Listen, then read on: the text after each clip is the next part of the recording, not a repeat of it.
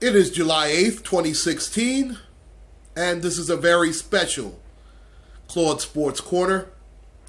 We are talking about the senseless killings of black men still in the United States of America, or as I like to call it, the United States of hypocrisy. And also, our hearts and minds go out to the families of the policemen that were killed in Dallas as well. As far as I'm concerned, evil is evil.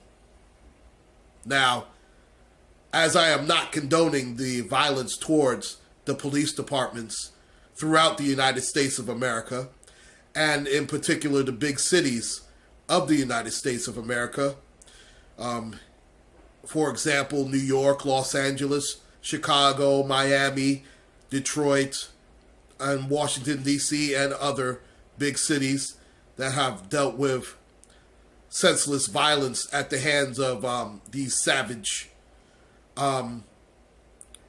individuals that wear a badge. I refuse to call them true police officers because they're not. They're basically thugs with badges. But to paraphrase the great Malcolm X, later to be known as Malik el-Shabazz, back when President John F. Kennedy was murdered, ironically also in Dallas, Texas, he made a statement that would get him pushed out of the Nation of Islam. That statement, quite clearly, the chickens have come home to roost.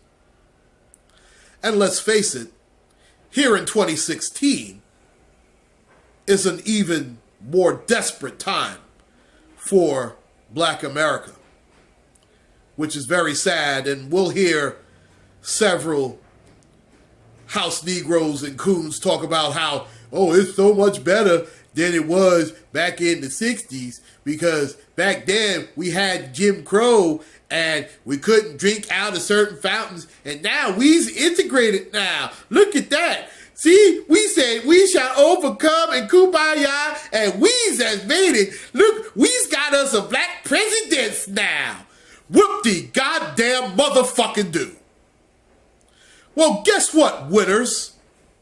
Back then, during the Jim Crow era, which was fucked up, no question about it, but you know what? Black people actually owned things back then. We didn't just try to integrate with the whites to show that we's the same way. Ooh, whoop-de-doo. I can work for the whites man now.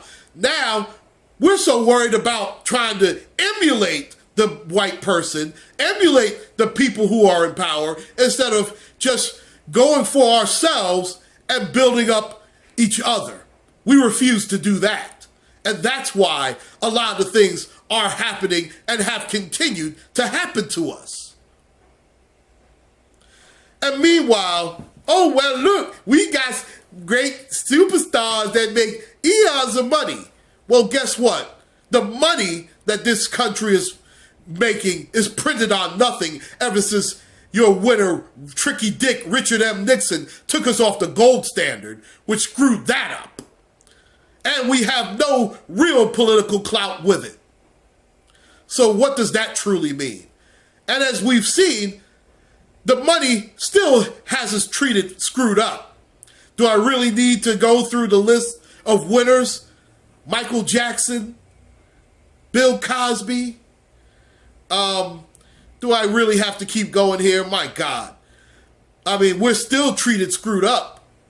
And it's ironic, right after Jesse Williams gave the speech at these BET Awards, look at all the killings that continue to happen.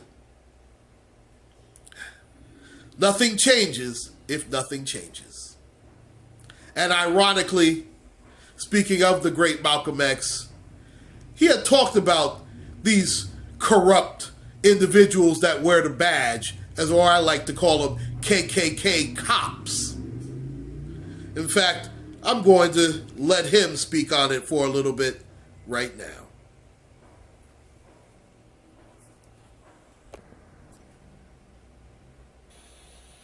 Minister Malcolm, you have suggested that there are all kinds of movements in Harlem growing that you and I don't know about?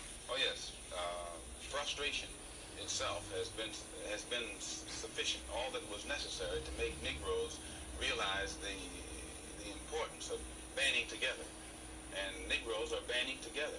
Banding together in what kind of movements? Different kinds of movements, all kinds of movements, and they remain almost invisible. They remain almost unknown, but yet they are there. When I say invisible, I mean invisible in the sense that their existence is unknown, and no matter how much you try and track them down, you can't find them. And never try and find them through the Negro leaders. The Negro leaders are famous as apologists. If you recall,